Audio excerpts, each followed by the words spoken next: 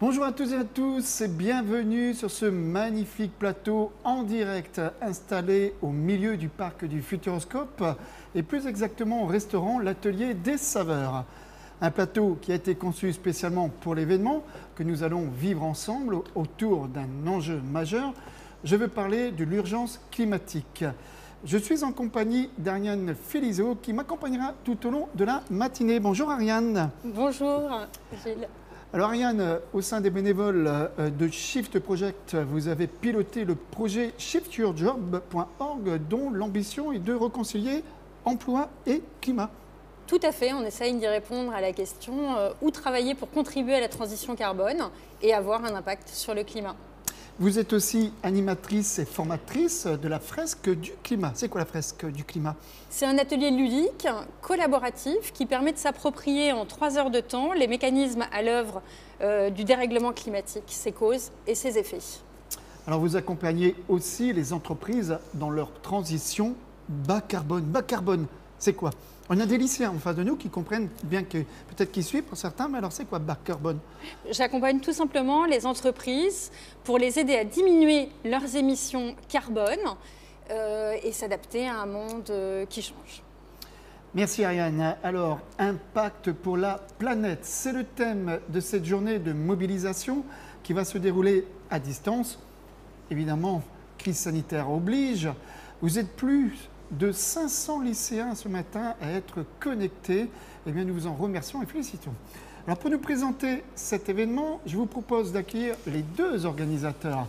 L'un, Lionel Bertrand, président du CJD de Poitiers-Châtellerault, et l'autre, Éric Audran, président de l'association IAM. Messieurs, bonjour. Bonjour. Bienvenue chez vous, sur votre plateau, j'allais le dire. Alors, avant de commencer, de rentrer dans le vif du sujet, on va présenter, messieurs, vos associations respectives. L'un, le CJD, Lionel Bertrand, et l'autre, IAM. Lionel Bertrand, président du CJD Châtellerault-Poitiers, c'est quoi le CJD en 2 mots? Le CJD, c'est une association de dirigeants d'entreprise qui existe depuis 1938. Une association qui fait le pari de former les dirigeants pour qu'ils aient une influence plus vertueuse sur le monde. Une influence dans les relations avec leurs salariés, dans le management, dans les relations avec les fournisseurs, dans les relations avec les clients, dans les relations avec toutes les parties prenantes de l'entreprise. Une influence aussi dans la responsabilité que porte chaque chef d'entreprise vis-à-vis de la société et vis-à-vis de la planète. Être CJD, c'est s'ouvrir, c'est découvrir, c'est élaborer une autre façon d'exercer le métier de dirigeant et de penser l'avenir.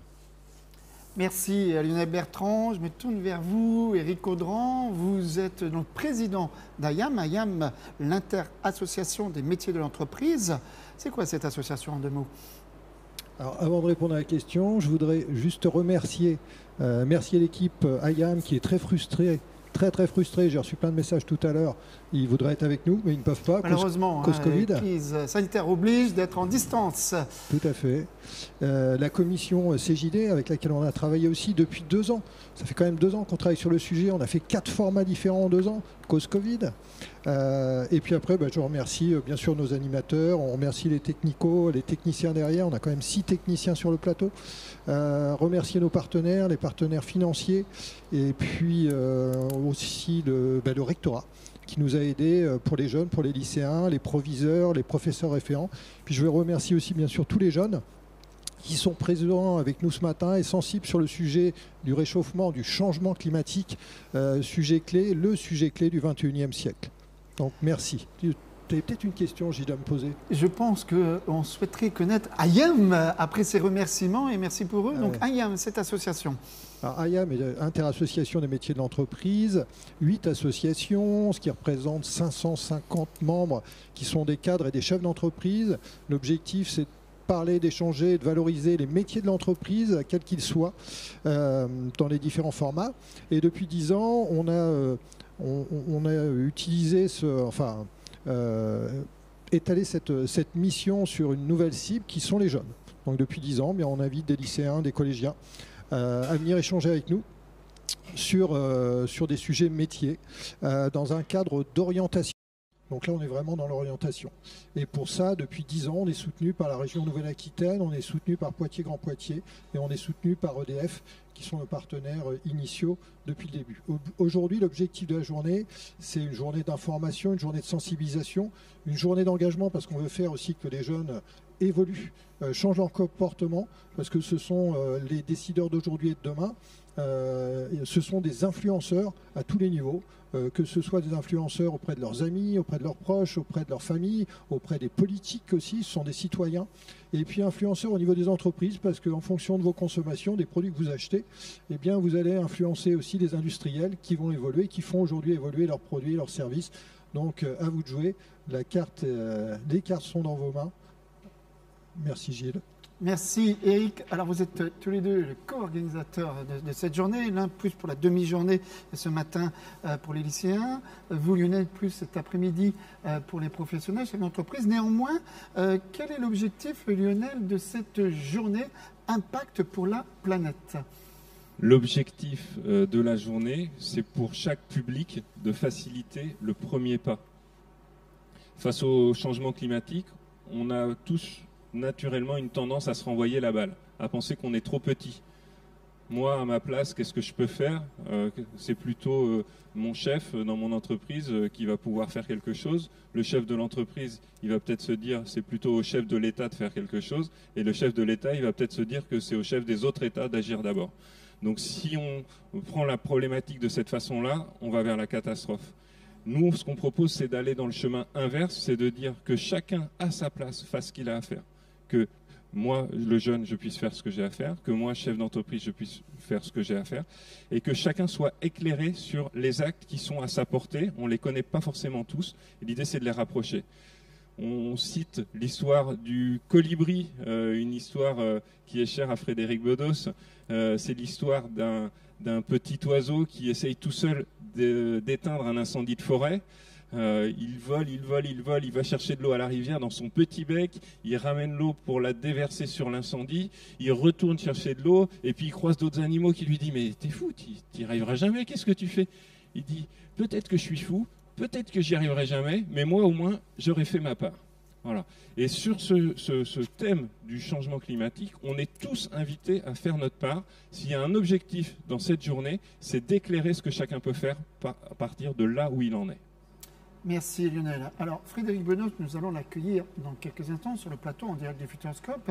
Elle est la marraine de cet événement et je crois que le CJD a une histoire particulière avec elle. Est-ce que vous pouvez nous en dire deux mots? Avec grand plaisir. Déjà, rien que de raconter l'histoire, j'en ai déjà un grand sourire. Alors, pour comprendre l'histoire, il faut revenir 5 ans en arrière. On est en 2016, on est dans les montagnes, dans les Alpes, en Savoie, à La Clusaz. Et là, on a un congrès national du CJD qui nous accueille pendant 3 jours. Pendant ces 3 jours, on peut suivre des conférences selon un programme qu'on construit à sa carte. Dans le train du retour, le monde est divisé en deux. Il y a ceux qui ont vu la conférence de Frédéric Bedos, ils ont un plus grand sourire, une plus grande foi en l'humanité et une très forte envie d'agir. Et il y a ceux qui n'ont pas vu la conférence de Frédéric Bedos, et ils sont dépités parce qu'ils ont vraiment l'impression d'avoir raté quelque chose de majeur. À la section de Poitiers, on s'est dit, c'est pas possible, on ne peut pas rester comme ça. On a vite appelé Frédéric Bedos pour qu'elle vienne l'année d'après. Elle est intervenue au Palais des Congrès du Futuroscope et on lui a demandé en septembre 2019 d'être la marraine de notre projet de section et plus particulièrement la marraine de cet événement. Les mots de Frédéric Bedos nous touchent au plus profond de nous parce qu'elle exprime merveilleusement l'intelligence, l'amour et le courage. Et nous, on est très très fiers qu'elle soit notre marraine et qu'elle soit là aujourd'hui. Impatient. Dans quelques secondes de l'avoir ici sur le plateau. Alors, Lionel, cette opération n'aurait pas pu avoir lieu sans partenaires. On peut peut-être les remercier. Qui sont ces partenaires? Alors oui. En fait, dans ma vie, j'ai toujours été très sensible aux personnes qui m'ont dit oui, aux personnes qui m'ont donné leur soutien, aux personnes qui m'ont donné leur confiance. Et à toutes ces personnes qui nous ont dit oui, aujourd'hui, nous, on estime très important de leur dire merci. En premier lieu, merci au parc du Futuroscope de nous accueillir aujourd'hui et à M. Rodolphe Bouin qui interviendra tout à l'heure. Merci à la mairie de Poitiers et à Madame la maire, Léonore Monconduit, dont je salue la présence, je sais qu'elle suit l'événement. Merci à la communauté urbaine de Poitiers et à sa présidente, Florence Jardin. Merci à la communauté d'agglomération de Grand Châtellerault et à son président, Jean Ablin. Merci à la région Nouvelle-Aquitaine et à son président, Alain Rousset. Merci à l'ADEME, Nouvelle-Aquitaine, et à son directeur régional adjoint, M. Anglade. Merci à la DREAL, Nouvelle-Aquitaine, et à son chef de projet, M. Grégoire. Merci à EDF et à M. Philippe Chadéron. Merci à Volvo aussi, qui a véhiculé les intervenants pour cet événement. Mais là, je ne cite que les partenaires essentiellement financiers. Il y a beaucoup de partenaires qui nous ont accompagnés dans les collectivités locales, dans les lycées, au rectorat. Il y a énormément de personnes qui ont travaillé sur ce projet pendant les 2 années. On tient à tous les remercier. Plus particulièrement, je peux reciter IAM, qui a fait un travail exceptionnel. Le CJD dans toutes ses dimensions, au niveau du national, au niveau du Copil Planète, au niveau de la région et au niveau de la section. Merci à tous les membres de la section qui ont porté ce projet, au sein du bureau, au sein de la commission climat. Lionel, cet événement va se dérouler en plusieurs temps. Je vous propose de passer la parole à Éric Audran, donc le co-organisateur et plutôt de cette matinée, qui va nous présenter le programme de cette matinée. Éric. Alors, ça va être très simple et très rapide. Vous avez 2 temps forts. Vous avez commencé effectivement par les intervenants, partie conférence, avec Frédéric Bedos, que Lionel a cité, et Thierry Libart, donc, qui sont 2 intervenants passionnants. À 10h20, vous avez une pause jusqu'à 10h30. Et à 10h30, vous revenez. Et là, vous aurez le choix dans vos ateliers. Vous pourrez suivre 2 ateliers de 40 minutes jusqu'à midi. Voilà. Alors, lors de cette préparation de cette matinée, de cet événement, vous avez réalisé un sondage auprès des jeunes qui nous regardent, qui se sont inscrits ce matin. Vous pouvez nous dévoiler les résultats ? Alors, le sondage sera sur le site internet dès demain. Donc, vous aurez tous les résultats. Vous pourrez télécharger les résultats du sondage demain. Il y a une vingtaine de questions. Là, c'est juste quelques résultats sur ce qui représente un quart des résultats du questionnaire. Ce qui semblait le plus intéressant, premier chiffre, 72% des jeunes se sentent concernés par l'écologie. Donc déjà, on a près des 3/4 des jeunes interviewés, qui sont des jeunes qui participent aujourd'hui et qui sont en direct. Environ un tiers ont répondu au questionnaire. Et là, 72% se sentent concernés par l'écologie. Premier chiffre. Deuxième chiffre, selon toi, le changement climatique serait majoritairement lié aux activités humaines, 90%. Donc là, on peut se dire 9 sur 10, c'est très bien. Après, on se pose la question, mais il manque quand même 10%. Et 10% pensent que c'est dû à l'évolution naturelle du climat. Bon, nous suivrons nos conférenciers tout à l'heure qui nous en parleront. Le sentiment et le regard par rapport au changement climatique. Alors, le sentiment des jeunes aujourd'hui par rapport au changement climatique, il est inquiétant. Parce que 53% des jeunes se disent inquiets de la situation actuelle et 10% angoissés. Donc on a quand même 63% des jeunes qui sont sur une position difficile par rapport à cette évolution. Il n'y a rien, 10% angoissés. Beaucoup. Le niveau d'information, est-ce que les jeunes se sentent suffisamment bien informés par rapport au changement climatique? Et là, ça segmente, c'est 1 sur 2. 1 sur 2 se sent suffisamment informés, 1 sur 2 ne se sentent pas suffisamment informés. Donc ça, c'est une question qui segmente beaucoup. Ensuite, l'avis des jeunes est-il pris en compte dans les discussions médiatiques et politiques par rapport à la thématique du changement climatique et sur les sujets environnementaux? Eh bien, 80% des jeunes pensent qu'ils sont insuffisamment écoutés, entendus, et qu'on ne leur donne pas la parole. Donc comme ça, enfin, 19% exactement. Ce matin, on leur donne la parole. Bon, voilà. Faut-il changer nos comportements? Alors là, les jeunes plébiscitent. 92% des jeunes pensent qu'il faut changer nos comportements, donc leur comportement, pour éviter une crise environnementale majeure. Et ça, vous le verrez tout à l'heure, notamment dans les ateliers. Vous allez aborder justement des sujets pratiques et pratico-pratiques. Et puis, souhaites-tu travailler dans les métiers du développement durable? Eh bien, pour les jeunes, pour 83% des jeunes, tous les métiers doivent intégrer les enjeux environnementaux. Tous les métiers dans les entreprises, pour 83% des jeunes. Donc c'est pas mal, c'est pas mal. Voilà, donc une synthèse des résultats. Une synthèse des résultats. Merci. Eric, maintenant, je vous propose d'accueillir celui qui nous reçoit aujourd'hui en direct sur ce parc du Futuroscope. C'est son directeur général, Rodolphe Moin.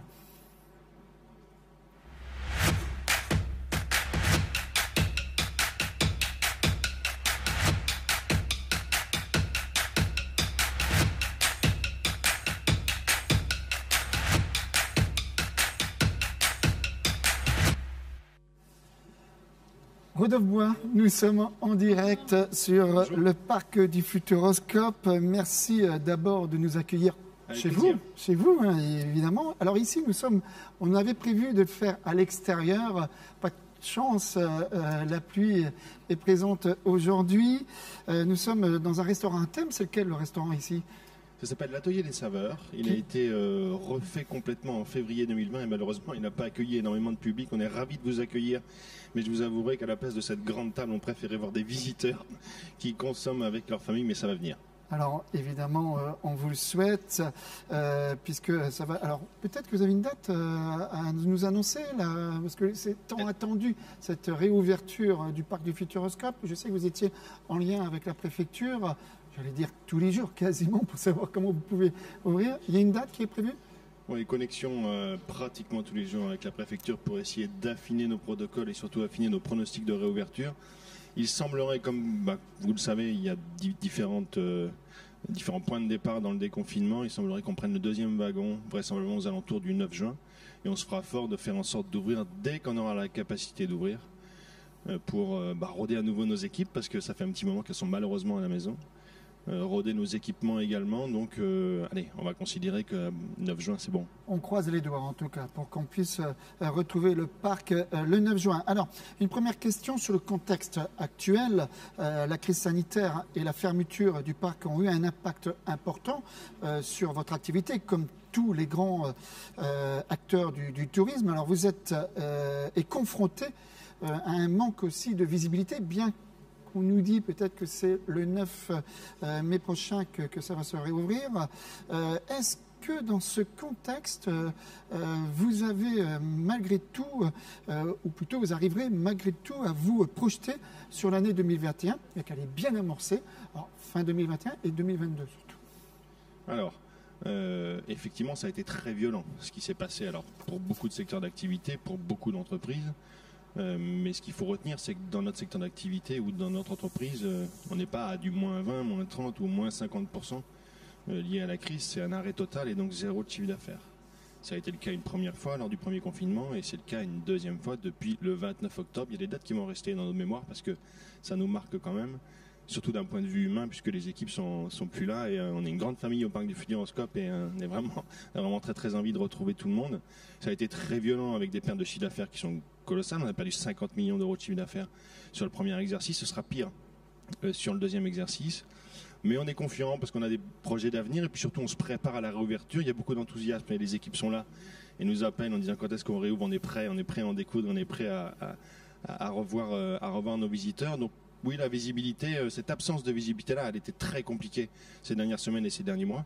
C'est insupportable. Parfois on prend des décisions dans l'entreprise, on réussit ou on se trompe, mais on peut s'en prendre nous-mêmes et là on n'a pas le manche, quoi. Donc on n'a pas la capacité de piloter les choses.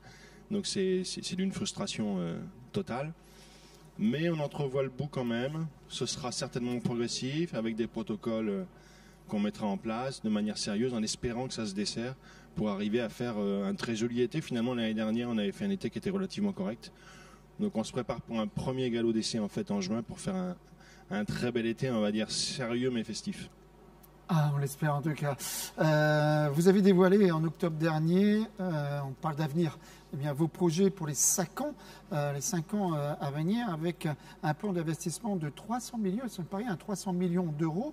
Quels sont ces projets? Est-ce qu'ils risquent d'être retardés avec la crise? Combien même je vois déjà des grues qui sont à côté d'une part du Futuroscope. Je dis à côté parce que justement vous en avez parlé. Pendant que vous allez en parler, eh bien, je vous propose de regarder les images, ce qui permettra de voir le nouveau visage du Futuroscope en 2025. 5 Rodolphe, c'est quoi ces projets? Alors 300 millions, c'est effectivement colossal.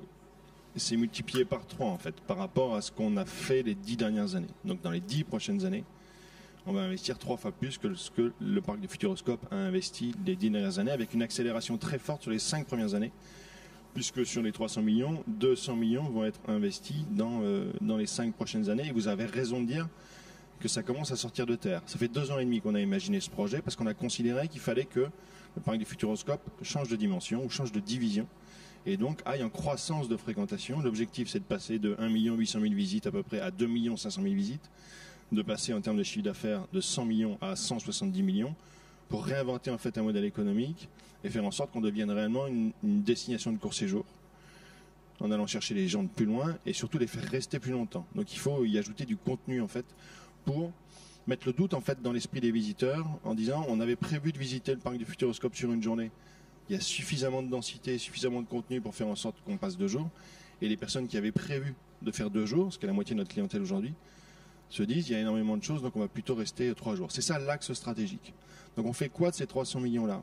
D'abord, parce qu'il faut faire les choses dans l'ordre, on réhabilite ce qui est et ce qui restera de toute façon le cœur d'offre, à savoir le parc actuel dans ses frontières actuelles. Donc on ajoute en fait les 4 plus grosses attractions que le Futuroscope n'ait jamais fait. On en a fait une que vous ne voyez pas là mais qui est juste derrière, qui s'appelle Objectif Mars, 20 millions d'euros. Juste à côté en construction, livraison Mars 22, chasseur de tornades, 20 millions d'euros. Et puis 2 autres également à 20 millions d'euros. C'est un changement de braquet pour le parc du Futuroscope, puisque le plus gros investissement qu'on ait jamais fait avant, c'était 13 millions. Et là, on en plante 4 en fait, à 20 millions, en 5 ans, pour réintroduire en fait un cœur d'offre très important, je dirais à la fois qualitatif et quantitatif, puisque compte tenu du fait qu'on est en croissance de fréquentation, qu'on veut être en croissance de fréquentation, il faut évidemment avoir des capacités d'accueil qui sont supérieures pour éviter les files d'attente, qui est en général le problème de tous les parcs d'attractions. Et puis, puisque la stratégie, c'est d'allonger la durée de séjour et de faire venir de plus loin, il faut ajouter des éléments en complément du parc tel qu'il est fait aujourd'hui. Donc on ajoute un certain nombre de choses en colonisant la moitié des parkings, avec, grâce au département de la Vienne, l'ajout d'une arena, donc 6000 places, qui va être un outil très intéressant pour nous. Une centaine de dates vont être consommées dans cet équipement. Zero Gravity qui a déjà vu le jour. Et on vient juste de le voir en image en 3D. Et puis 2 hôtels thématisés, ce que le Futuroscope n'a pas. Et enfin, en 2024, un autre parc sur la thématique de l'eau. Et donc on a la prétention, ça fait pas très humble ce que je vais dire, mais de réinventer un petit peu le genre pour faire en sorte que le parc aquatique puisse être éligible à la marque et au code et aux gènes du Futuroscope en réintroduisant des effets spéciaux, de l'image, etc. Donc on travaille activement sur ce plan-là. Ça commence, comme vous le disiez, à sortir de terre. Donc c'est bien de voir des choses concrètes parce que on se bat et puis on a des jolis films et des jolis PowerPoint, mais quand on commence à voir les grues et le béton sortir, c'est évidemment très intéressant. Toutes les grosses décisions vont se prendre là dans les 2 mois qui viennent. Et ensuite, je vous allais dire, il n'y a presque plus qu'à construire et puis compter les points pour voir si notre stratégie a été la bonne. Impact pour la planète, c'est le thème donc de cette journée. Encore une fois, merci de nous accueillir. On se dit Parc du Futuroscope, impact pour la planète, c'est important. Vous parlez donc de ces ambitieux projets qui prévoient aussi un volet environnemental très fort. Le parc est déjà engagé dans une démarche RSE depuis plusieurs années. Il a d'ailleurs été certifié, vous me disiez, ISO 50001 en janvier 2019. Vous pouvez nous en parler de ce projet environnemental ?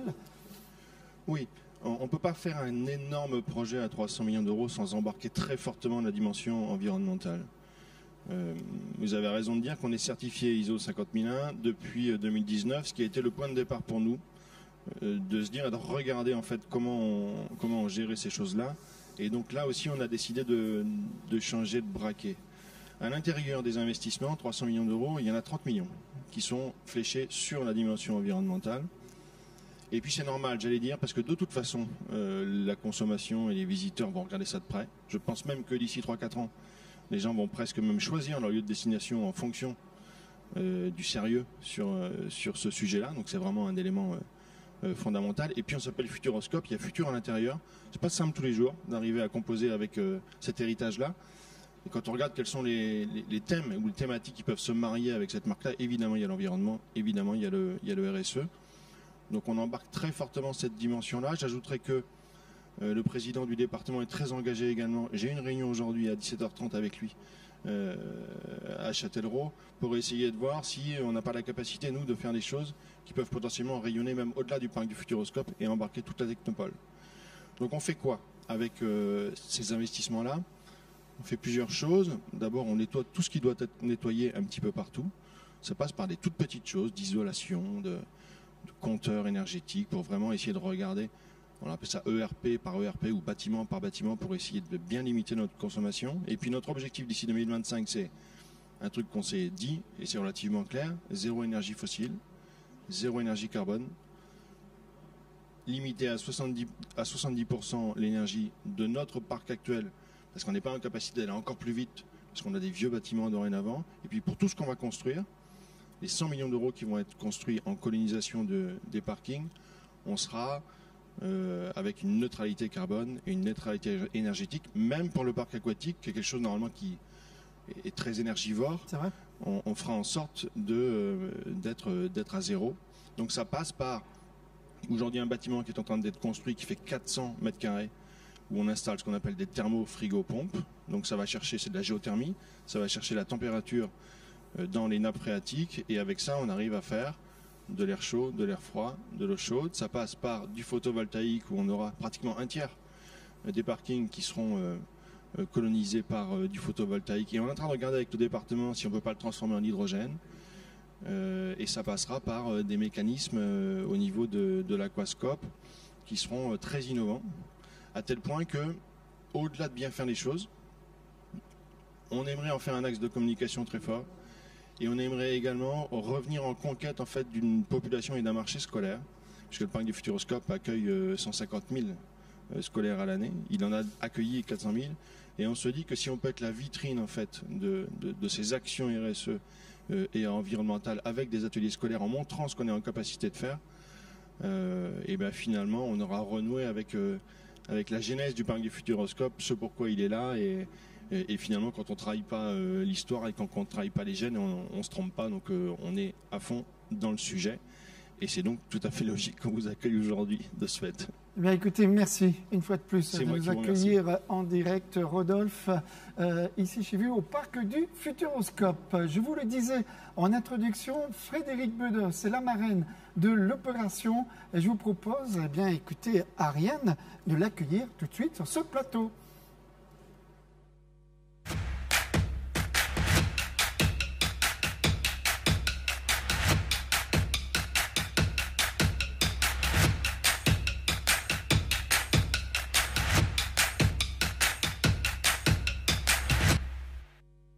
Frédérique Bedos, bonjour, bienvenue, j'allais dire chez vous, hein, donc, merci d'être présente. Ariane, nous allons parler, ça y est, nous sommes partis dans le vif du sujet, donc impact pour la planète avec Frédérique Bedos. Bonjour Ariane. Bonjour Frédérique, c'est un grand honneur de vous avoir aujourd'hui parmi nous en tant que marraine de cette édition.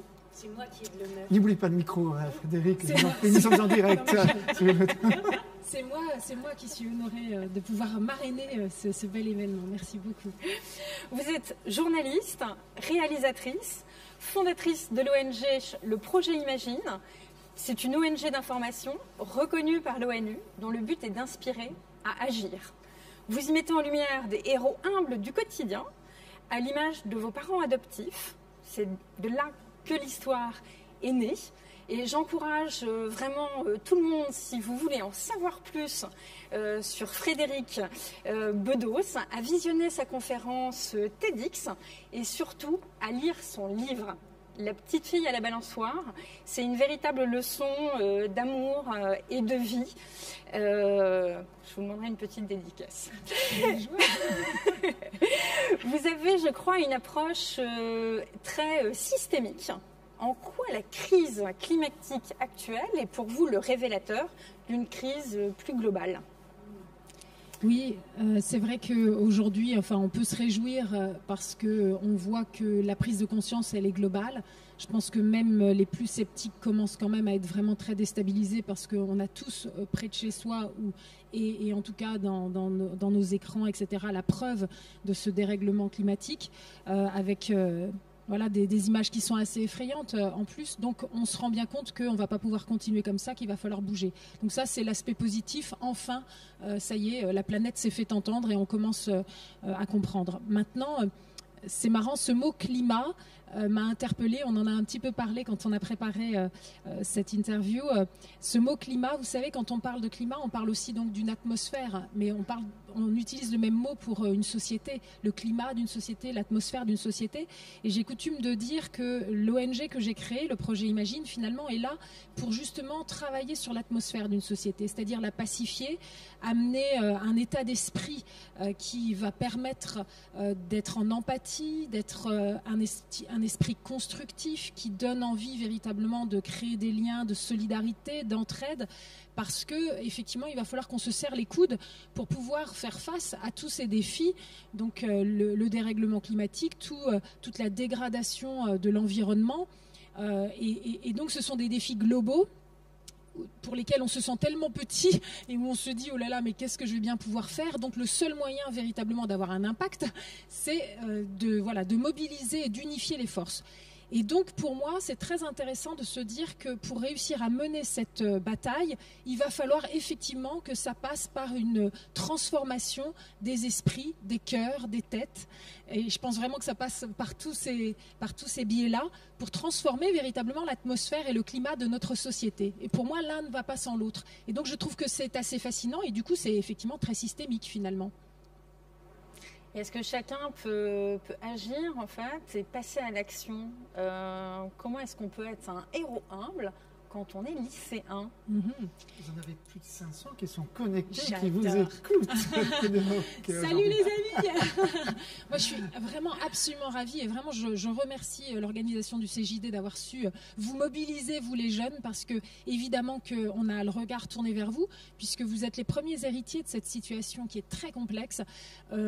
Moi je n'aime pas du tout l'idée de dire bon bah ce sera aux jeunes de faire, parce que la réalité c'est qu'il y a urgence, que les scientifiques nous parlent de quelques années pour vraiment changer la donne. Donc on doit tous, quel que soit notre âge, être engagés dans ce défi, dans cette bataille. Donc l'idée, c'est pas de vous donner la patate chaude et puis à vous de vous débrouiller, ça va être vraiment d'allier nos forces avec vous, parce que c'est vrai que vous êtes les premiers concernés pour le futur. Oui, qu'est-ce qu'on peut faire chacun? Moi, ce que j'essaye de dire justement par cette approche systémique, c'est que la solution, en fait, nous sommes chacun une partie de la solution. Et ce qui est merveilleux, c'est que ça veut dire que ça ne se fera pas sans vous, sans chacun de vous. Et donc nous avons tous un rôle absolument précieux à jouer, incontournable. Et donc d'un côté, eh bien, ça veut dire que mon rôle est précieux et ça valorise donc le rôle de chacun. Et en même temps, ça vous montre aussi que vous n'êtes pas seul vis-à-vis de ça, parce que ça ne pourra pas se faire sans les autres. Donc il y a déjà, voilà, essayez vraiment d'intégrer cela pour réussir un tout petit peu à faire reculer la charge mentale, la pression que ça peut représenter. Je sais que parmi les jeunes, vous êtes nombreux à être assez angoissés, à avoir beaucoup d'anxiété en ce moment. C'est pas que du... là, selon le sondage présenté par Eric. Et oui, il y a un vrai problème de santé mentale et qui se comprend parce que au-delà de la crise environnementale et de tout ce que ça peut générer comme angoisse, il y a aussi donc cette crise du coronavirus qui est venue s'ajouter là-dessus, qui est venue aussi, alors qu'on a besoin d'unifier nos forces, de se soutenir, elle est venue aussi nous séparer puisqu'on doit faire les gestes barrières, ne pas s'embrasser, ne pas se prendre dans les bras, etc. C'est dur à vivre, c'est dur, c'est compliqué. Et moi je me dis, voilà, on est dans une situation où effectivement tout n'est pas facile, mais c'est aussi un rendez-vous qui nous est donné. Il faut vraiment le prendre comme ça pour retrouver des forces. Vous êtes beaucoup plus fort que vous ne le pensez. Vous avez des ressources insoupçonnées à l'intérieur de vous, des trésors d'humanité, d'énergie, d'imagination, parce que vous allez savoir réinventer le monde de demain. C'est vraiment ce qui est le propre de l'humain, c'est cette capacité à savoir se réinventer. Moi, j'ai confiance en vous. J'ai absolument confiance en vous et j'ai confiance qu'il y a énormément de bonne volonté. On parlait de ces fameux héros humbles. Eh bien, je crois que nous sommes bien plus nombreux qu'on ne le pense à être une majorité silencieuse, mais qui vraiment veut le meilleur pour nous tous, pour cette planète, pour l'humanité, pour le vivant. Et du coup, eh bien, si on réussit peu à peu à s'identifier et à créer vraiment une force, un mouvement, eh bien, on peut complètement changer la donne. J'en suis persuadée. Et en tout cas, il n'y a pas le choix, il faut y aller. Il y a là. Alors, ça veut dire quoi s'engager en fait ? Alors s'engager déjà, je pense que c'est faire un effort d'introspection, c'est-à-dire d'abord arrêter un tout petit peu la course folle, ce que le coronavirus nous a un petit peu obligés à faire. Vraiment, c'est vrai qu'on est pris dans une espèce de course folle, voilà, et on fait tout précipitamment, vite, on n'a plus le temps de penser. En plus, on a les médias, les réseaux sociaux, etc., qui sont toujours là pour venir faire un brouhaha permanent. Et donc, comment se mettre à l'écoute de la petite voix intérieure, qui est un peu notre boussole finalement. Or, il faut qu'on se mette à cette écoute parce que c'est aussi la voix de notre intuition qui sait très bien, ce qui n'est pas bien. Donc, vraiment trouver un chemin éthique. Voilà, qu'est-ce qui vaut la peine d'être fait? Quel acte vaut la peine d'être posé? Et c'est d'autant plus intéressant qu'aujourd'hui, nous avons toute cette histoire autour de l'empreinte carbone. Nous savons que chacun de nous, nous laissons une trace sur cette planète. Alors du coup, posons-nous la question, est-ce que l'acte que je vais faire là dans la seconde vaut la peine d'être fait ou pas? Parce qu'il y a un prix à payer pour la planète et donc pour nous tous. Et donc je pense que de réussir à se mettre à l'écoute de la petite voix intérieure, sentir ce qui nous semble être juste, être bien, au-delà de son petit destin personnel, déjà ça va être quelque chose de très important, très intéressant. Et puis peu à peu, voilà, quand vous allez réajuster, vous mettre au diapason de cette intuition qui vous habite, peu à peu vous allez sans doute identifier une cause, un domaine qui vous attire plus particulièrement, pour lequel vous êtes sensible et où vous allez avoir envie de vous engager, envie d'aider. Peut-être que c'est les personnes âgées, peut-être que ce sont les animaux, la cause animale, peut-être que c'est le fait d'aller jardiner, d'aller toucher la terre. Et voilà, ça peut être plein de choses. Parce qu'il y a plein de choses à faire, c'est ça qui est bien. Et même des choses que vous allez inventer des outils pour que les gens puissent se retrouver, avoir des moments de convivialité, mais aussi inventer des nouvelles façons de faire de la nourriture, des recettes qui soient moins, qui aident au gâchis alimentaire. Enfin, il y a tellement de choses à imaginer, mais ne rien forcer. Vraiment prendre le temps de vous mettre à l'écoute. Ce temps qui est préservé, qui va être en suspens, c'est aussi un temps où vous polluez moins pendant ce temps-là et en fait vous dépolluez votre esprit et votre âme, quoi. C'est intéressant. Pas se précipiter dans l'action, quoi. C'est ça qui était étonnant en fait. Moi, c'est ma façon de voir, hein. Je me dis toujours, c'est pas l'action pour l'action. Je crois véritablement que ce qui explique le fait qu'on en soit arrivé à ce point-là sur cette planète, c'est parce qu'à un moment, effectivement, on est dans une frénésie d'action sans questionner la pertinence de chacune de ces actions. Je pense que time out, faisons une pause, réfléchissons et essayons après de poser des actes qui ont du sens pour vous personnellement, dans votre cœur, dans votre âme, et puis aussi pour la collectivité qui vous entoure. Et là déjà, ça changera la donne. Donner du sens à ces actes, donc, un merveilleux point de départ. Est-ce que ça demande des sacrifices, hein? Il y a un prix à payer? Alors, en fait, Ariane, il y a toujours un prix à payer. et en fait, j'aime bien insister là-dessus, c'est-à-dire que vous choisissiez de faire des choses qui piquent les yeux et qui sont vraiment pas terribles, ou des choses bonnes, de toute façon, il y a toujours un prix à payer. Les choses se font pas toutes seules. Donc du coup, choisissons des choses qui valent la peine, tant qu'à faire. Ça, c'est quand même intéressant. Quand je fais le portrait des héros humbles du monde entier, ces hommes et ces femmes qui font des choses absolument extraordinaires au service du bien commun, au service d'un monde meilleur, et qui réellement, très concrètement, font bouger les lignes, eh bien, quand je fais leur portrait, on se rend bien compte que c'est du défi, qu'on y laisse de la peau, c'est-à-dire souvent ils sont fatigués, des fois un peu au bout de leur vie, c'est jamais gagné, il y a des doutes, il y a des peurs. Et en même temps, on voit dans leur regard, il y a une flamme. Il y a quelque chose qui nous attire parce qu'on se rend compte que eux, en tout cas, on dirait bien que le sens, ils l'ont trouvé. Ils savent pourquoi ils se lèvent le matin, même si c'est pas tous les jours facile. Et en fait, ça leur donne une énergie vraiment incroyable, cette énergie qui leur permet de soulever des montagnes. Et je crois que nous avons tous soif et faim de vivre cette expérience, parce que c'est l'invitation à vivre la grande aventure humaine. Nous ne sommes pas faits pour simplement être des bons consommateurs et des bons producteurs. Hein. Vous êtes d'accord? Métro, boulot, dodo. Non, nous sommes appelés à vivre une certaine forme de transcendance, c'est-à-dire au-delà de soi.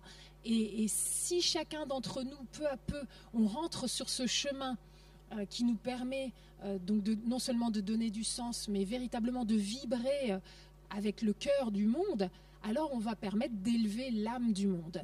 Là, ça commence à valoir le coup, quoi. Là, ça vaut la peine. C'est ça l'aventure humaine à laquelle nous sommes tous invités.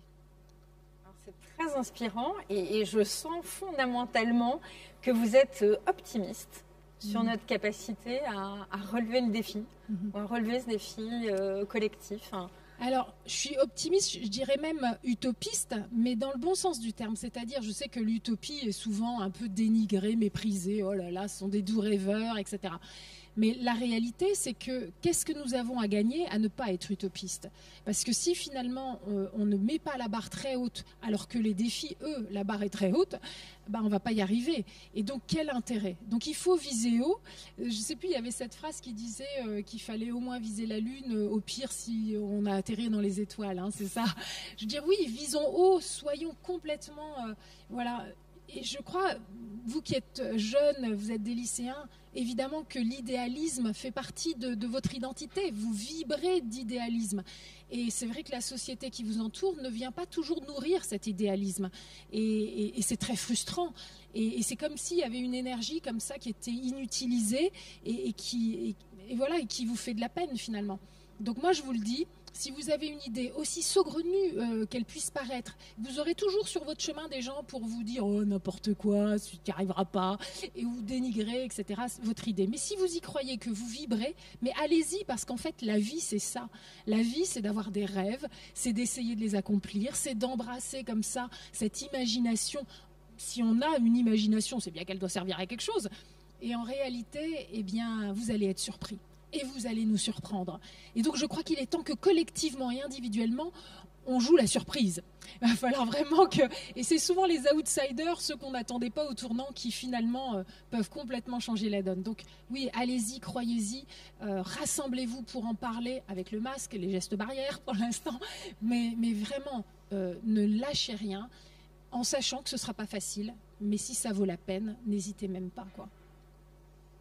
Merci infiniment Frédéric pour cette très belle leçon d'inspiration en fait. Et là-dessus, Lionel ne nous a pas menti. Exactement. Hein? Oui, merci en tout cas pour votre positive attitude. Ariane, on va continuer cette matinée et les lycéens sont là. On aura l'occasion aussi de les écouter cette fois-ci face aux ateliers.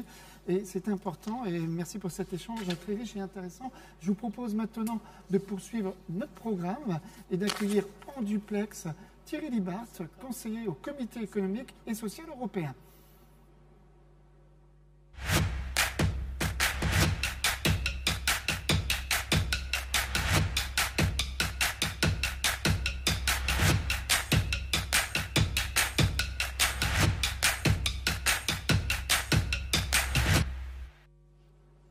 Toujours en direct du parc du Futuroscope, nous recevons Thierry Libart en duplex. Ariane et Frédéric, vous restez avec nous, bien évidemment, parce que vous allez échanger avec Thierry Libart.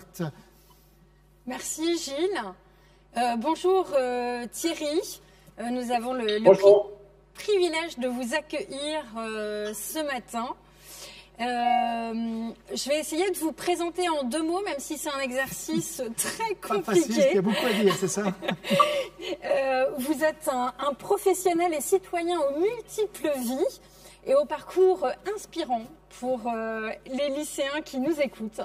Vous êtes un expert de la communication en tant que chercheur et enseignant à Sciences Po, au CELSA, également communicant en entreprise. Vous êtes l'auteur d'une 30aine d'ouvrages sur la communication, la crise, l'environnement. Vous êtes un citoyen engagé, vous êtes à la fois conseiller au Comité économique et social européen, mais aussi à l'initiative du mouvement européen contre l'obsolescence programmée. Vous êtes chargé de mission par le ministre de la Transition écologique et vous êtes par ailleurs administrateur, entre autres, du think tank de la Fabrique écologique et de l'Institut des futurs souhaitables. Ceci est une toute petite quasi sélection. Vous avez résumé, Pour commencer, Thierry, est-ce que vous pourriez, pour nous, planter le décor? On parle de dérèglement climatique, mais en pratique, de quoi parle-t-on? On parle d'un phénomène qui en fait est connu depuis au moins 150 ans. C'est vrai qu'on en parle beaucoup actuellement, Mais en fait, ce qui est assez étonnant avec un sujet comme celui-là, c'est que tous les mécanismes à l'origine du dérèglement climatique, on les connaît depuis 1850. Enfin, précisément 1859, les premières expérimentations sur... il y avait un physicien irlandais qui s'appelle John Tyndall qui avait montré qu'une augmentation du dioxyde de carbone dans l'atmosphère pouvait accroître les températures. Après, il y a un autre chercheur suédois, Arrhenius, prix Nobel qui obtiendra le prix Nobel de chimie, qui réalise la première corrélation entre cette augmentation du dioxyde de carbone dans l'atmosphère par rapport à l'élévation des températures. On est en 1890 et en fait, c'est assez étonnant et même inquiétant, c'est que ces prédictions qui datent de 1890, je le rappelle, sont assez proches de ce qu'on connaît actuellement. De doublement de CO2 qui peut amener jusqu'à 5% d'élévation de température. Donc ça veut dire que c'est pas un phénomène qu'on est en train de découvrir actuellement. Et j'en passe, on va pas faire un cours de physique-chimie devant les guitares, c'est vraiment pas le sujet aujourd'hui. Mais voilà, disons que clairement, au moment de la Deuxième Guerre mondiale, l'ensemble de ce qu'on peut connaître actuellement, on le connaissait un peu. Tout ça a été bien évidemment fortement analysé, renforcé par la création d'un groupe international d'experts sur le climat, le GIEC, en anglais IPCC. 1888 la création, 1990 le premier rapport, et dans la communauté scientifique, vous ne trouverez pas un climatologue qui peut remettre en cause la réalité du dérèglement climatique. Il y aura toujours quelques individus qui peut-être en mal de notoriété, qui vont dire ouais, quand même il faut réfléchir, etc. Comme vous trouvez des gens qui peuvent encore maintenant dire que la Terre est plate, mais ça reste quand même exceptionnel et bon, on peut peut-être pas rentrer dans ce débat. En tout cas, il y a plus de débat scientifique sur le sujet. Et ce dérèglement climatique, il est bien lié à nos activités humaines. Est-ce que vous pouvez revenir là-dessus dans le petit sondage qui avait été révélé tout à l'heure par Éric Audran? Il indiquait que pour 10% encore des lycéens qui nous écoutaient, ce dérèglement climatique était finalement l'évolution naturelle en fait du climat. Ouais, alors ça c'est super intéressant parce qu'aussi on voit la manière de s'informer sur un sujet comme celui-là. Parce que, comme je dis, il n'y a pas de débat dans la communauté scientifique. Après, quand on regarde les médias aiment bien créer de la controverse parce que ça crée de l'audience. Donc, quand on analyse un peu ce que disent les médias, on s'aperçoit qu'on est à peu près de l'ordre de 2 tiers, 1 tiers, c'est-à-dire 2 tiers qui disent il y a un vrai problème de dérèglement climatique, et puis 1 tiers, donc on va trouver des personnes généralement en dehors même du champ de la climatologie, des mathématiciens, des géologues, il faut voir, etc. Et puis surtout, parce que les jeunes s'informent beaucoup sur les réseaux sociaux, c'est que sur les réseaux sociaux, là, c'est juste la catastrophe. C'est-à-dire que majoritairement, vous avez des gens qui, à coup de désinformation, de fake news, etc., disent oh oui, mais tout ça, on abuse énormément. Les scientifiques disent qu'il n'y a pas de certitude, mais simplement parce que ça, c'est en fait un lobby. Enfin, voilà, tout et n'importe quoi sur les réseaux sociaux parce qu'il n'y a aucun contrôle qui est derrière et les scientifiques hésitent à aller justement sur les réseaux sociaux. Donc attention, justement, c'est une excellente question sur la manière de nous informer sur un sujet tel que celui-là. Donc simplement pour dire, le sujet, par rapport à ce qu'on connaissait, on s'aperçoit que ça va beaucoup plus vite que prévu. C'est-à-dire que quand on regarde les premiers rapports du GIEC qui disaient horizon 2050, etc., on s'aperçoit que les taux d'accélération commencent à devenir un peu inquiétants. Et puis que les conséquences, ça c'est un point important parce que la journée d'aujourd'hui, vous la consacrez au dérèglement climatique. Et on a vraiment l'impression, quand on écoute le discours autour du climat, qu'on est sur un sujet qui est un sujet environnemental. Le dérèglement climatique, c'est un problème d'écologie. Non, alors absolument pas. Du moins, c'est un sujet environnemental, mais ce n'est pas que cela. Pour moi, c'est un sujet social, parce que les personnes qui vont le plus souffrir du dérèglement climatique, c'est les personnes les plus défavorisées. C'est un problème sociétal avec les migrations climatiques qui vont s'accélérer. C'est un problème de santé publique avec les maladies tropicales qui vont arriver. Ça peut être demain un problème géopolitique, un problème militaire avec l'accès aux ressources qui va se passer. Donc il faut peut-être aussi sortir le sujet du climat de l'angle environnemental, parce que sinon on risque de le cantonner dans une sorte de militance écologique, et ça fait assez difficilement avancer les choses. Et pourquoi c'est important en fait aujourd'hui de passer à l'action, et concrètement en fait qu'est-ce qu'on doit et qu'est-ce qu'on peut faire? Passer à l'action, c'est juste une question de survie. Il ne faut pas se voiler la face, parce que toutes les prédictions scientifiques montrent que si on continue ce chemin, c'est juste qu'on va dans le mur. Donc, qu'est-ce qu'on peut faire?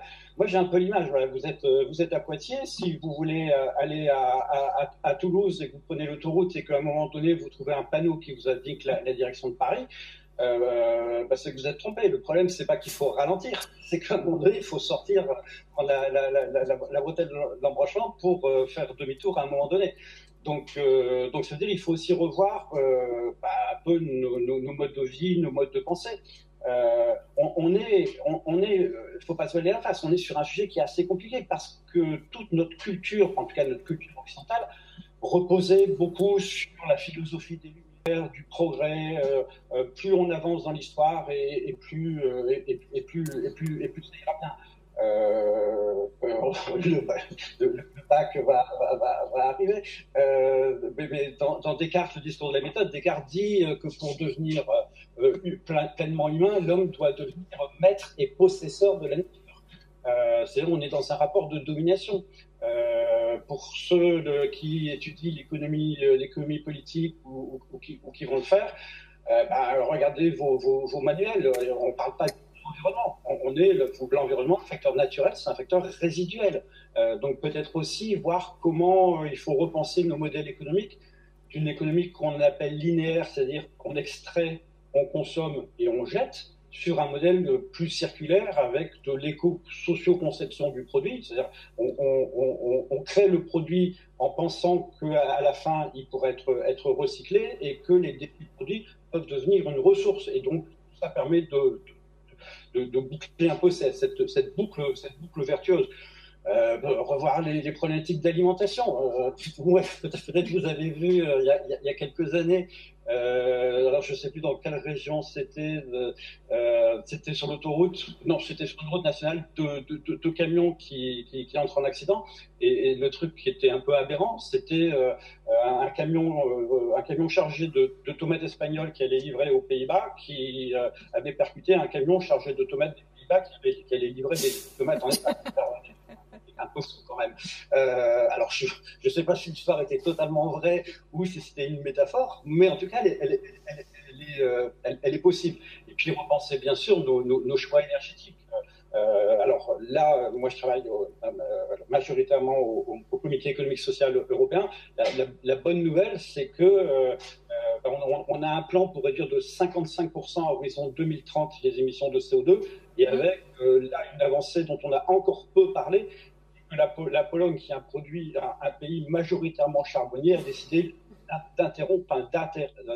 d'arrêter la production de charbon à horizon de la moitié du siècle, ce qui était quand même assez compliqué. Donc tout ça pour dire qu'on progresse.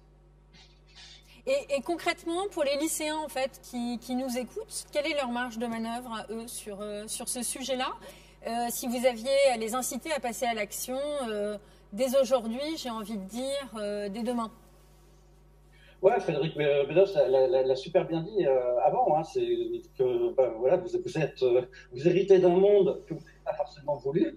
Vous êtes les premiers concernés, parce que la réalité du dérèglement climatique, c'est vous qui allez la connaître. Mais attention aussi à pas rejeter les responsabilités, parce que c'est peut-être un peu aussi le problème, toutes choses égales par ailleurs, entre les États, les pays en voie de développement, qui disent oui, mais vous avez pollué, vous avez rejeté dans l'atmosphère n'importe quoi, donc ne venez pas nous donner des leçons sur comment nous devrions agir. Donc c'est vrai que la métaphore du colibri, elle est assez impactante, elle est assez compréhensible. C'est que si on veut s'en sortir, chacun doit se mobiliser, et notamment ceux peut-être qui sont le plus concernés demain.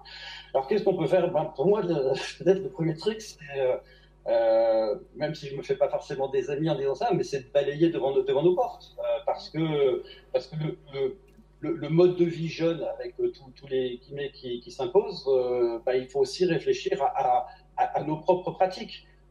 C'est vrai que on en parle assez peu, parce que pendant très longtemps on disait il faut dématérialiser, il faut aller vers du zéro papier, etc. Parce qu'on s'aperçoit maintenant que le numérique, c'est quand même considérable. Hein. Ouais. Le numérique, c'est 4% des gaz à effet de serre, c'est-à-dire que c'est autant que l'ensemble du trafic aérien.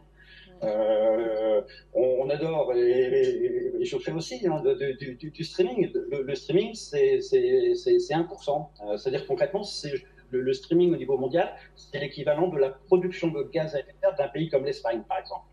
On adore la fast fashion, mais la fast fashion, c'est hyper impactant. Le textile, c'est 8 à 10% des émissions mondiales de gaz à effet de serre.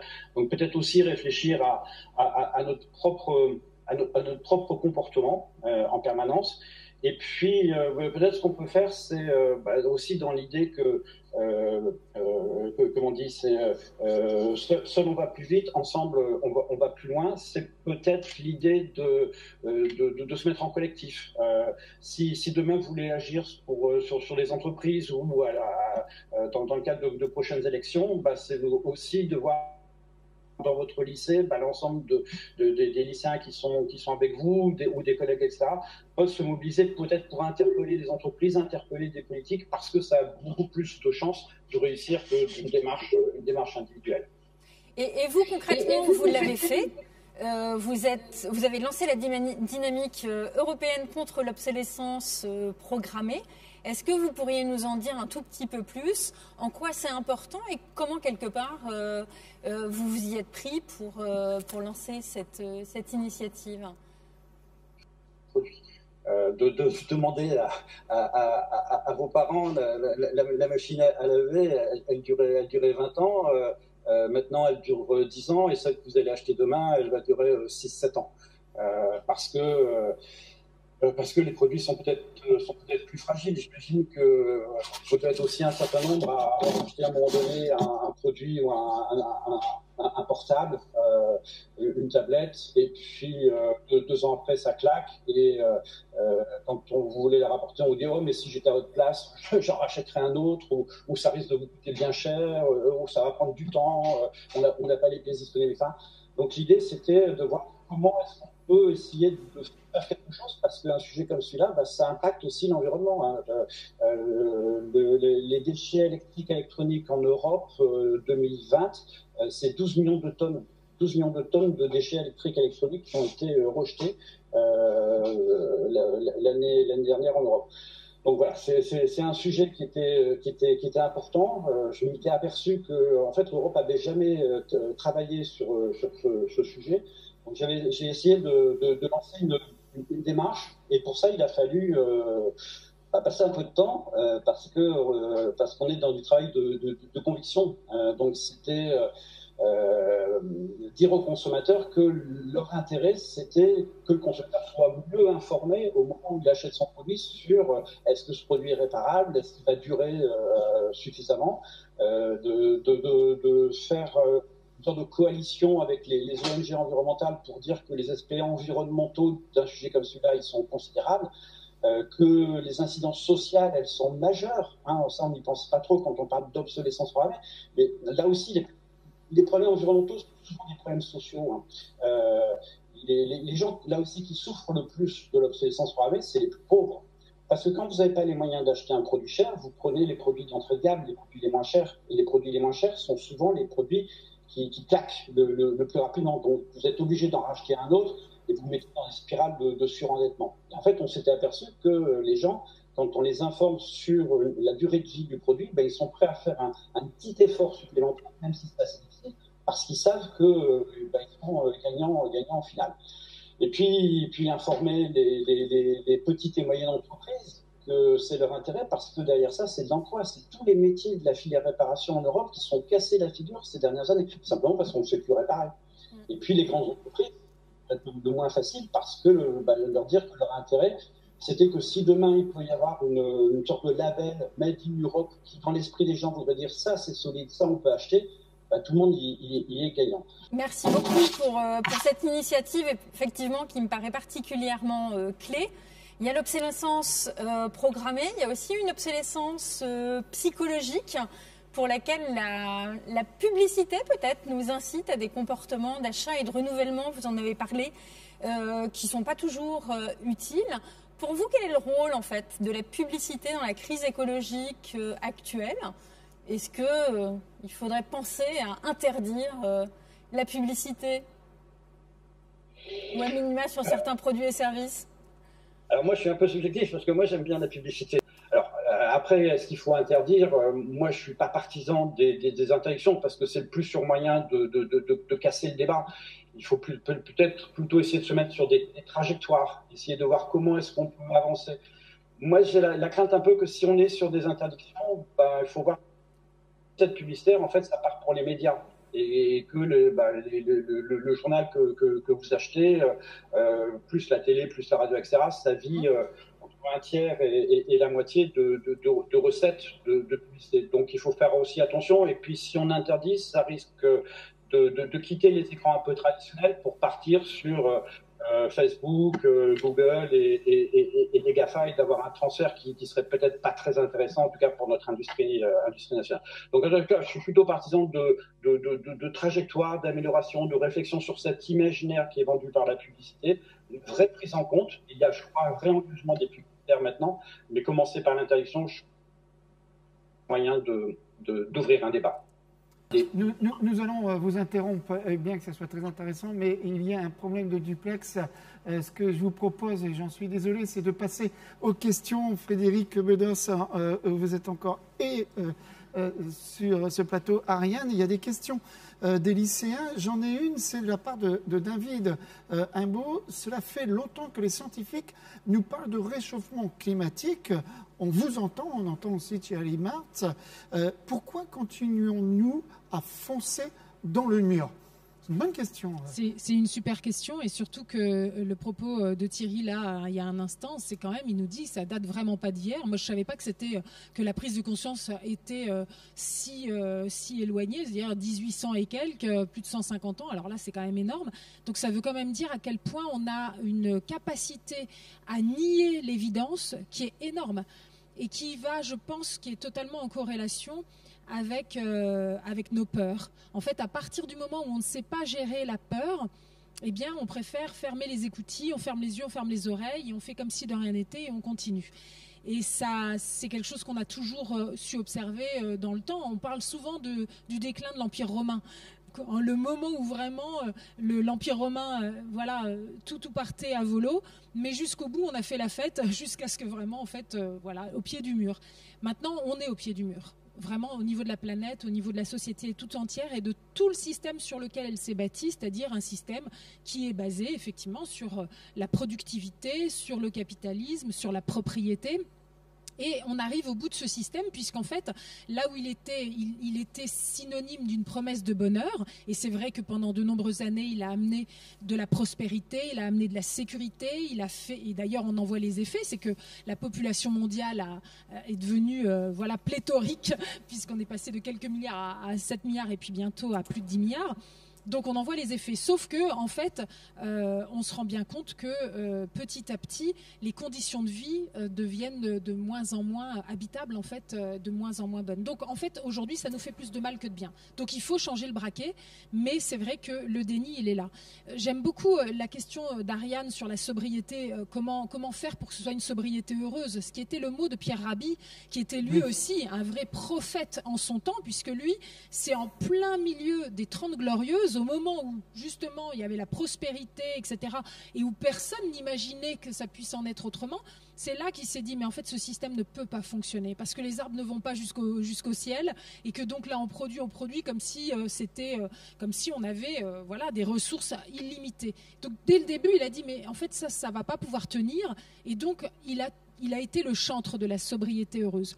Et donc j'en reviens à ce qu'on a essayé de mettre en lumière, et j'ai beaucoup aimé les propos de Thierry sur la manière dont chacun, chacune, et dont vous les lycéens, vous pouvez vous engager.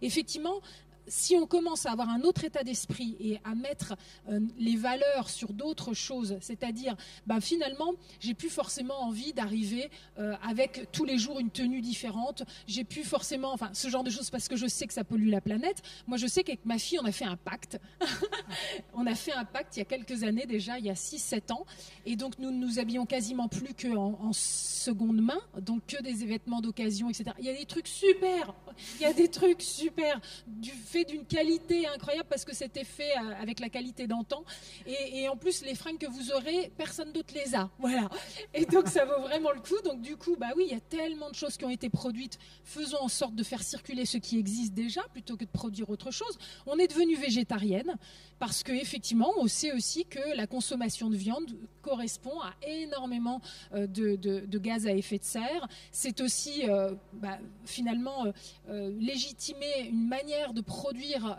d'élever les animaux qui est absolument révoltante. Et donc c'est aussi ça, c'est-à-dire vous êtes aussi des consommateurs. Et donc en tant que consommateur, vous pouvez agir et faire pour le coup avoir une puissance, un pouvoir incroyable pour faire changer les lignes. Si vous décidez de boycotter telle ou telle marque parce que vous estimez qu'elle pollue trop, qu'elle n'est pas éthique dans sa manière de faire, etc., la marque, elle ne va pas tenir bien longtemps. Donc, c'est très intéressant. Donc, on appelle ça de la consommation. Donc, vous êtes consommateur, mais aussi acteur. Donc, vraiment, commencez à questionner vos manières d'être, de faire, vos choix, pour voir de quelle manière vous pouvez vous positionner et finalement impacter les choses.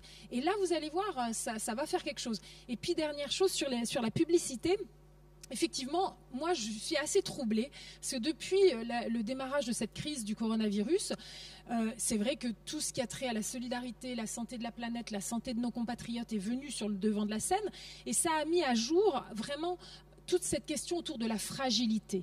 Nous réalisons que nous sommes des êtres fragiles, qu'un mini-virus peut vraiment complètement changer la donne, et de même, nous vivons sur une planète fragile. Donc, comment nous allons agir vis-à-vis de cela?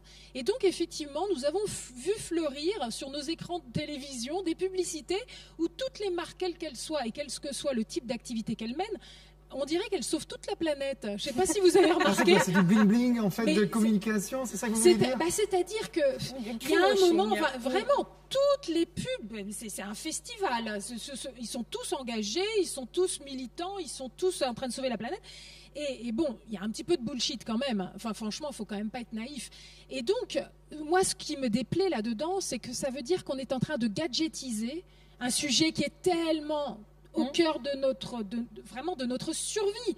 Donc on ne peut pas jouer avec ces codes-là, il faut faire très attention.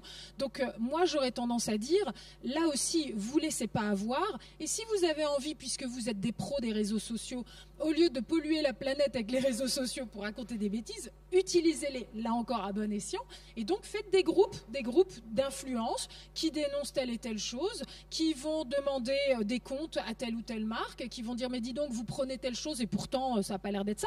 Enfin, moi je crois qu'il faut s'organiser pour être militant. Vous savez, on dit souvent, voilà, il y a ceux qui font pour le bien et en fait, comment dire, on est coupable du mal que l'on peut faire, mais on est aussi coupable du bien qu'on ne fait pas.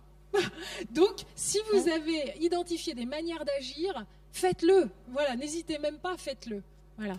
Il nous reste dommage. Alors peut-être un mot, Frédéric Baudot, sur cette question de Carole. Oui, alors Carole, merci pour cette question. Alors, il se trouve que je connais bien la question puisque au projet Imagine, nous avons des programmes dans les écoles. Ça s'appelle le programme École Imagine. Ça va de la maternelle jusqu'à l'obtention du bac, donc par niveau et par tranche d'âge. Et en fait, dans ce programme École Imagine, il y a tout ce qui a trait à la citoyenneté, au civisme, mais aussi à l'écologie. Et il se trouve qu'il y a quelques mois, en début d'année, le ministère de l'Éducation nationale s'est adressé à nous pour nous parler donc de leur programme éco-délégué. En fait, Jean-Michel Blanquer a lancé un programme éco-délégué il y a 1 an et demi, quelque chose comme ça, qui prévoit que dans tous les collèges et lycées de France, que chaque classe ait un éco-délégué qui va pouvoir véritablement être sensibilisé à toutes ces questions et ensuite être ambassadeur dans sa classe et faire en sorte donc que peu à peu l'établissement scolaire puisse vraiment s'engager là-dessus. Il se trouve que malgré cette volonté gouvernementale, la greffe n'a pas vraiment prise parce que je pense, bon, premièrement, les professeurs sont très bousculés depuis la crise du coronavirus. Il y a tous les jours une urgence qui en chasse une autre. Mais en plus, ils n'avaient pas forcément la matière sur laquelle s'appuyer. Donc le ministère a fait appel à nous parce que justement, nous conceptualisons des programmes avec des outils, des ressources, une méthodologie très participative, ludique, qui fait que on n'a pas affaire à un cours magistral pendant nos ateliers. C'est véritablement les élèves qui vont vraiment faire un parcours qui vont mettre à jour les éléments. Et donc nous venons juste de conceptualiser un programme spécifique éco-délégué qui a été donc validé par l'inspection générale, tous les services donc autour de l'éducation nationale. Et donc nous sommes en train de réfléchir à pouvoir mettre en place une phase pilote dans un certain nombre d'établissements pour pouvoir vraiment tester le retour, voir si ça fonctionne bien. Mais en gros, ça consiste en une dizaine d'ateliers qui vont donc concerner ces fameux éco-délégués qui ensuite, à la lumière de ces 10 ateliers qui leur auront permis d'être sensibilisés aux questions de pollution, aux questions de biodiversité, il y a vraiment une vision très 360 degrés, très systémique, qui fait complètement, qui balaye les idées préconçues, parce que il y a plein d'aspects, comme effectivement peu de jeunes finalement savent, je parle surtout des petits, ont conscience que quand ils font une recherche internet, ils polluent. Ils ne font pas forcément le lien. Donc il y a plein de choses qui font que, et puis c'est aussi une lecture plus complexe de la biodiversité et de comment ça fonctionne et comment nous faisons partie de cette biodiversité. Et donc à quel point tout ça, ce sont des équilibres fragiles. Et c'est là où on en revient à cette histoire de fragilité. Et moi je trouve là encore, ça revient à cette idée d'état d'esprit. À partir du moment où on prend vraiment en compte, mais de manière pleine et entière, la fragilité qui nous habite, qui est intrinsèque à notre condition humaine, mais aussi la fragilité du vivant autour de nous, clairement, on va pas agir de la même façon. Et à partir de ce moment-là, ça nous rend humbles, et je pense que c'est important. Et là, on peut peut-être commencer à éradiquer de nos cœurs et de nos esprits ce fameux esprit de domination et d'exploitation qui fait que nous en sommes là aujourd'hui. Parce qu'à force de dominer, exploiter la terre plutôt que de la cultiver et d'en prendre soin, eh bien on en voit les effets. Et de même, et c'est ça que j'aime beaucoup chez les jeunes, c'est que je vois bien que les jeunes se mobilisent avec ce qu'on appelle l'intersectionnalité, c'est-à-dire vraiment une vision, là encore une fois, qui est multidimensionnelle, multifactorielle, et donc ça rejoint la justice sociale, la lutte contre le racisme, contre le sexisme, toutes ces choses-là, effectivement, participent d'un même esprit de domination et d'exploitation qu'il nous faut éradiquer, qu'il nous faut dépasser pour devenir enfin des êtres humains. Merci beaucoup Frédéric Bedos, merci aussi à Thierry Libacht en duplex.